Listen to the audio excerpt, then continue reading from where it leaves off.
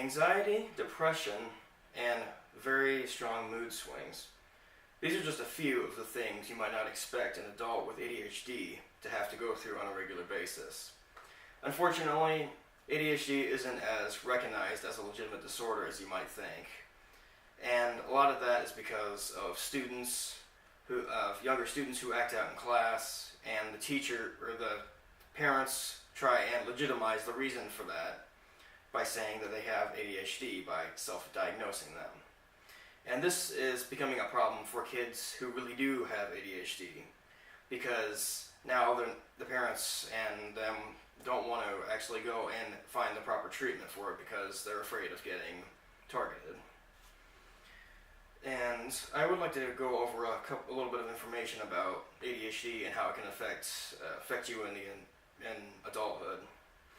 About half of the kids who have ADHD or diagnosed with ADHD carry that disorder with them into adulthood. And you can possibly have this disorder without knowing it. And this is because a lot of times the diagnosis for ADHD is due to a third party. And for adults who have ADHD, and pretty much just people in general who have it, it's very hard to diagnose yourself. And the very large range of emotional issues that ADHD can interfere with has led many to believe that this is just not really a disorder worth looking into, and that it's just people trying to get attention. And how can this affect, who does this affect? It can affect pretty much anyone. It's more prominent in boys than girls, but girls are affected just the same. And it is more often diagnosed in younger kids. And at Healthline.com, they state that according to the Center for Disease Control, the average age of diagnosis is around 7 years old. And many parents have labeled their kids with ADHD, like I said before, just because to validate their acting out in class. And what I've found is that there's a chart of the three different people. There's Hispanic, white, and black populations of people, and the white population's more affected than the rest of them for whatever reason. I'm not really sure why. But overall, from 1997 to 2014, people with ADHD have increased dramatically, a little bit, or gradually. Dramatically for the white population, not so much for the others. And false diagnoses are unfortunately all too common. And parents it doesn't seem like parents go to the doctor anymore to get a proper diagnosis anymore. They just self-diagnose because it's easier or cheaper. And many people just don't go to the doctor. Many adults who have ADHD don't go to the doctor a lot of times because they're embarrassed, or they just don't think it's a big deal, and they're just kind of focusing on their own issues. And this can lead to low self-esteem. And adding on to the low self-esteem, adults with ADHD do not really have good social interactions with people, and all that put together, it could eventually lead into depression.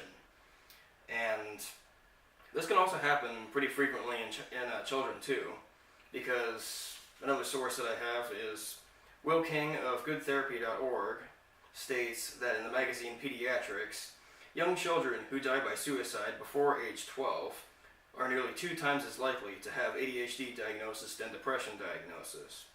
Now, what this is talking about is that ADHD is the underlying cause of the suicide and the depression.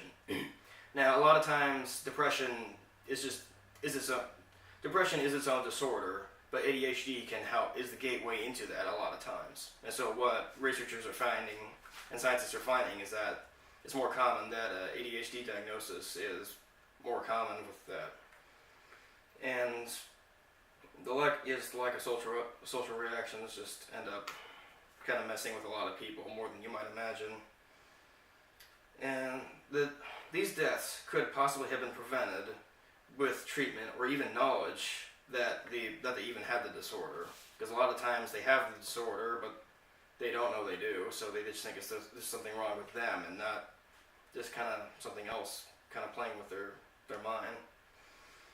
And because there are about 8 to 10 million Americans today that are undiagnosed, and this means that millions of people are not receiving proper treatment, which is essential to health, obviously.